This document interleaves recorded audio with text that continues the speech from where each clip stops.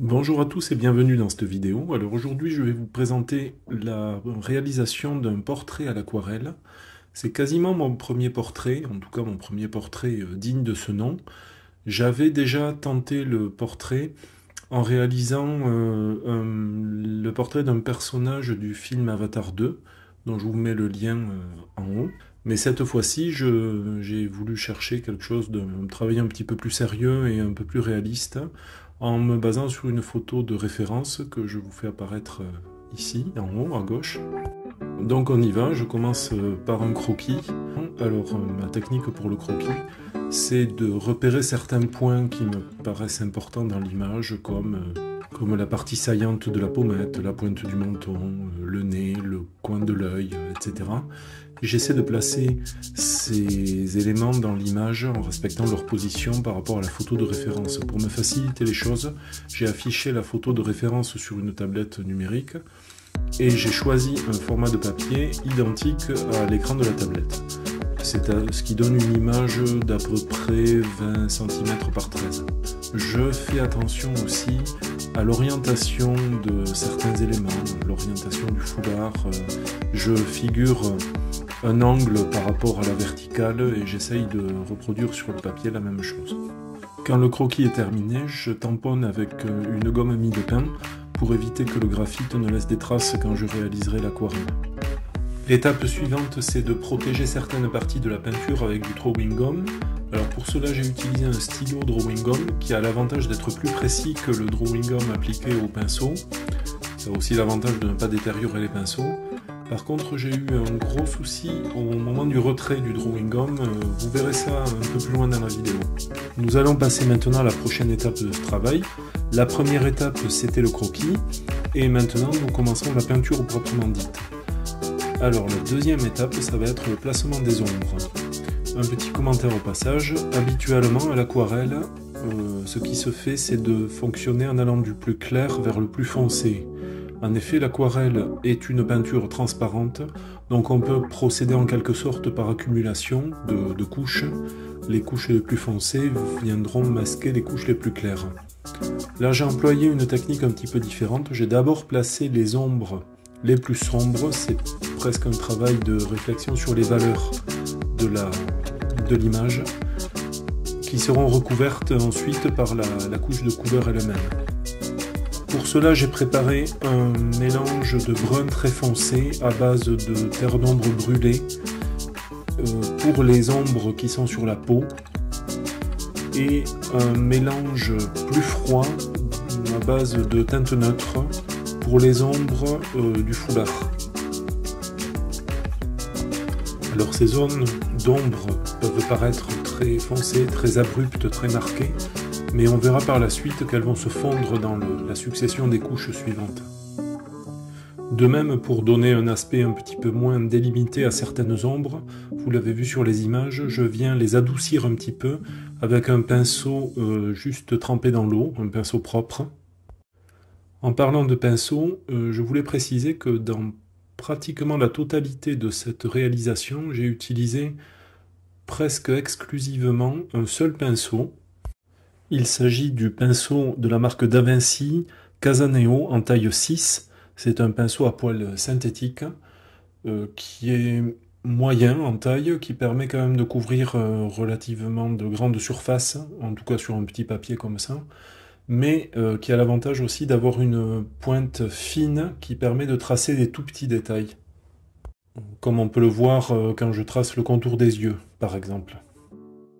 Passons maintenant à la troisième étape du travail, c'est le remplissage. Donc j'ai préparé un mélange brun clair, presque légèrement acajou, en tout cas très chaud, à base de terre d'ombre brûlée, et je vais l'appliquer sur le visage, sur mon portrait.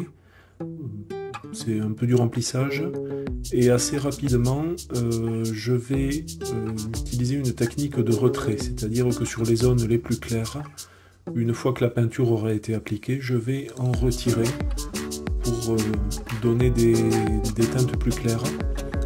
Pour ces retraits, j'utilise des pinceaux à bon marché, ce sont des brosses à poils synthétiques que je trouve dans les supermarchés Action. donc pas cher du tout, sacrifiables, qui permettent d'encaisser le frottement sur le papier plusieurs fois et qui me permettent de retirer cette peinture et de créer mes effets de lumière. Je m'attarde ici sur la peinture de la main. La main est partiellement fermée et donc l'intérieur de la main est plus sombre. Et donc là je fais l'inverse d'un retrait, au contraire je vais assombrir en faisant une accumulation. Je rajoute de la peinture, je rajoute du pigment, ce qui va donner une teinte plus foncée. Donc finalement, on se rend compte que cette phase de remplissage, c'est pas un bête remplissage uniforme, parce qu'on peut moduler la quantité de peinture qu'on va apporter, soit par le retrait, qui consiste à frotter avec un pinceau Dibedo, un pinceau propre, ou alors au contraire en ajoutant du pigment et encore du pigment pour faire une accumulation et assombrir. C'est donc la même technique qui est employée sur le foulard et sur les vêtements, davantage d'assombrissement et d'ajout de pigment que de retrait cette fois-ci. Pour cette partie, j'ai utilisé une couleur pure, c'est un bleu de Windsor nuance verte. Pour la bouche, j'ai utilisé un mélange de rose permanent et de rouge Windsor, avec une toute petite pointe de bleu et de marron pour lui donner un côté un petit peu plus profond. Vous remarquerez le travail de retrait là aussi avec une toute petite brosse synthétique. Le retrait qui servait à figurer les zones claires et les reflets sur les lèvres.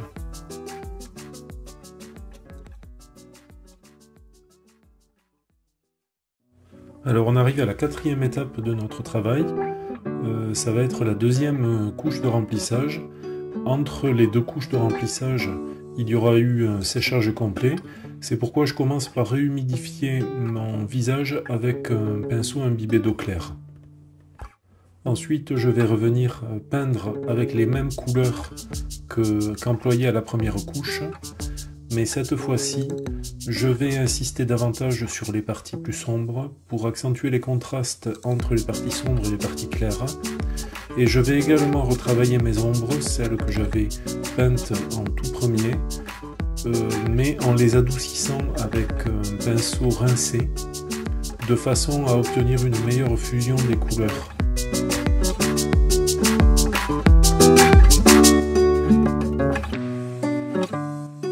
L'intérêt de cette deuxième couche de remplissage, c'est aussi d'avoir un résultat un peu plus présent à l'œil, parce que l'aquarelle est une peinture qui en séchant devient plus terne, moins vive.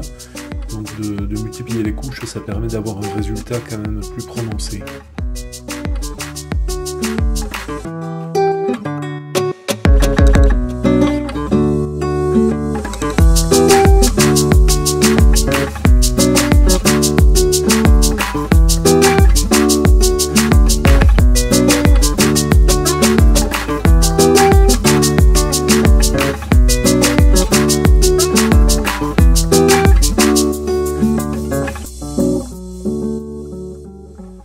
Par exemple à cet endroit, vous voyez que je n'hésite pas à appliquer de la couleur foncée presque brutalement, mais qu'ensuite je vais rincer mon pinceau et que je vais adoucir les contours de cette tache foncée, ce qui va bien fondre l'ombre et la peinture dans la couche précédente.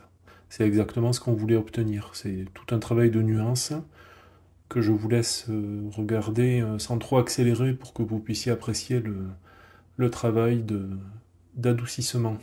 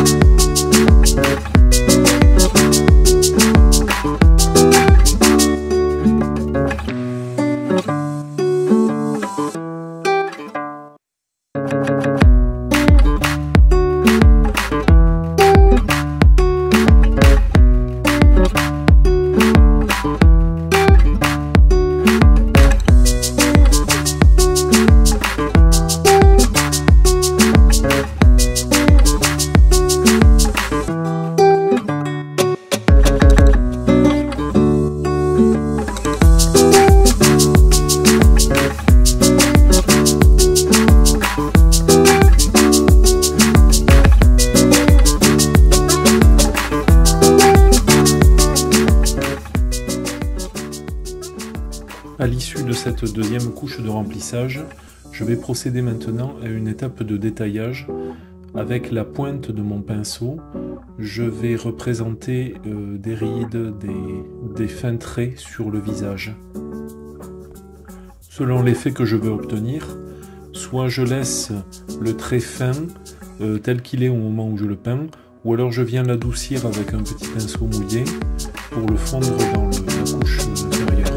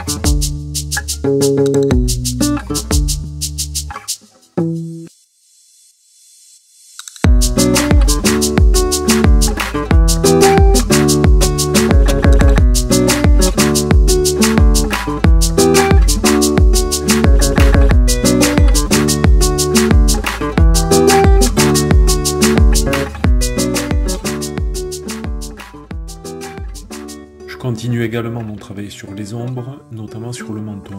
Toujours la même technique, de la peinture foncée et on adoucit avec un pinceau rincé.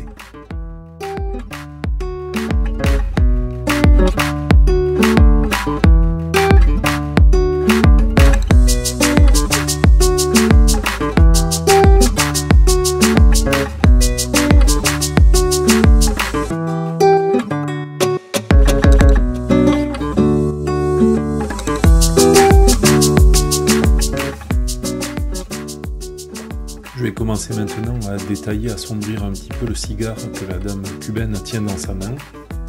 Et j'en profite pour repasser une deuxième couche sur l'intérieur de la main.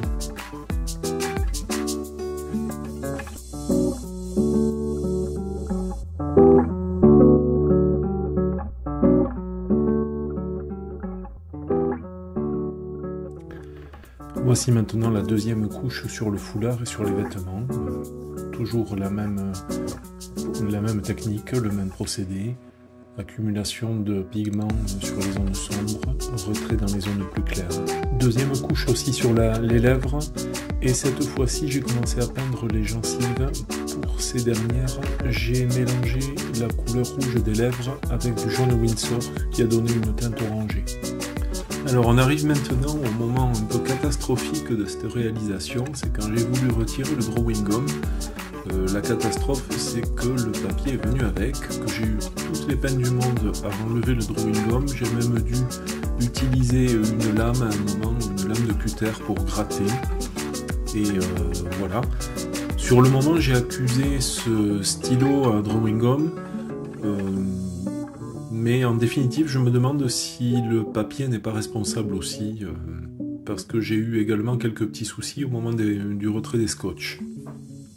Alors quoi qu'il en soit, j'étais très embêté et je pensais que ma peinture allait être complètement fichue. Et bon, j'ai quand même réussi à limiter un petit peu la casse en retirant le drawing gum, en allant de l'extérieur vers l'intérieur. Et ensuite, j'ai dû redessiner, reprendre la peinture, surtout sur l'œil l'œil gauche, donc côté droit de la peinture. Le collier, c'est moins visible. Sur les dents, ça s'est un petit peu mieux passé. Donc voilà. Donc j'en ai été quitte pour une petite étape de reconstruction de ma peinture sur le tour de l'œil essentiellement.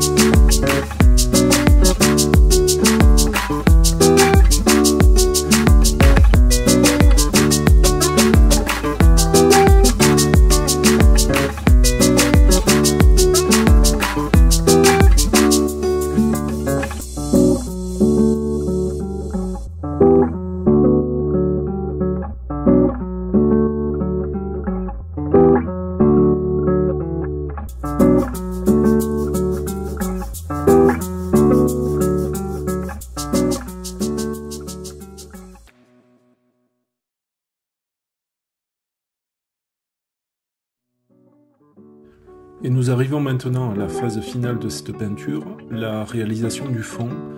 Alors là, j'ai dû chercher un petit peu pour mes couleurs, j'ai utilisé ma roue des couleurs. Je suis parti sur trois teintes, le bleu de Windsor nuance verte, que j'avais utilisé pour les vêtements, l'outre-mer et le jaune Windsor. Donc j'ai testé un petit peu mes mélanges, j'ai trouvé assez rapidement la teinte foncée de l'arrière-plan.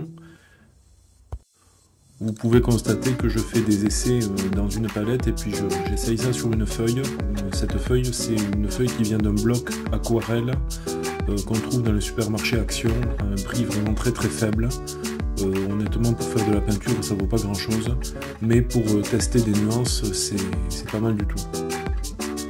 Et puis j'ai posé quelques scotch donc dans l'orientation des obliques du fond. Ce sont des lignes obliques, toutes parallèles. Ça me permet d'abord de ne pas polluer mon portrait, mais aussi de garder l'orientation, enfin la bonne inclinaison pour les lignes. Ensuite j'ai commencé la peinture, j'ai utilisé une brosse plate, je crois en taille 20 mm de large. Pour obtenir la couleur un peu turquoise des bandes du fond, j'ai réussi à trouver la teinte en mélangeant mon bleu foncé avec un peu de gouache blanche.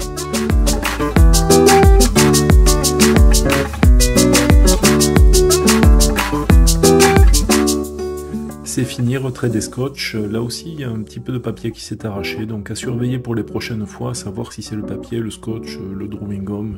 Je ferai des tests et puis je vous dirai. J'espère que vous avez apprécié cette vidéo. Si vous avez des questions, n'hésitez pas à me les poser dans les commentaires, je me ferai une joie d'y répondre. Et d'ici là, salut!